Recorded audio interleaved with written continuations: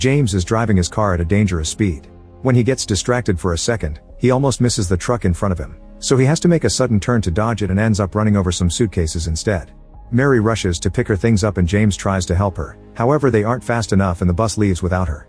Her original plan was to go to the city, but now she has no choice but return to her hometown Silent Hill, so James offers to drive her there as an apology.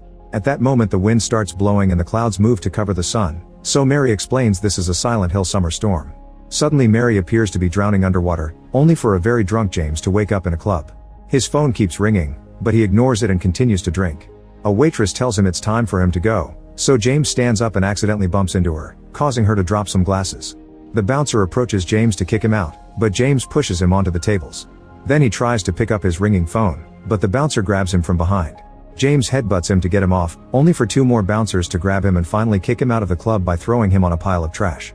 The phone rings again, and James finally picks up. It's his therapist M, who is disappointed to hear he's drunk and reminds him that he shouldn't feel guilty.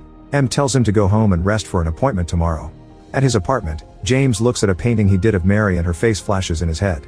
He tries to drink more to forget, however his last bottle is empty. He throws it on the floor and watches it roll until it stops next to an envelope with his name. James opens the letter and is shocked to read it's from Mary. She knows it's been a long time since their breakup, but something has happened so she needs him to come to their old home in Silent Hill. James decides to drive to Silent Hill in the middle of the night under a raging storm.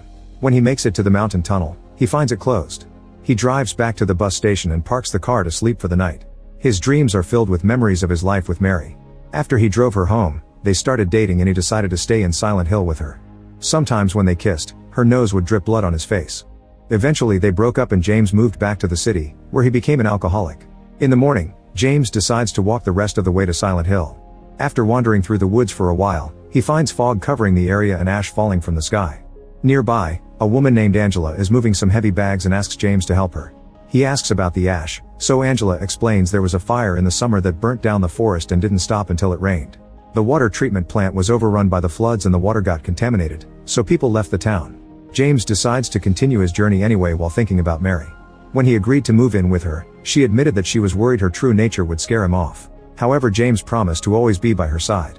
After lots of walking, James finally makes it to Silent Hill, which is covered in ash and fog. James starts yelling but nobody comes out. Suddenly he starts hearing music, so he follows the noise until he enters a tunnel where a radio is playing. There's also a blanket on the ground with a person underneath. When James tries to communicate, he hears a noise behind him and the radio stops working. At that moment a hobo jumps out of the blanket and tells James that they're coming back but refuses to elaborate, so James runs out of the tunnel. Then James gets a call from M, but he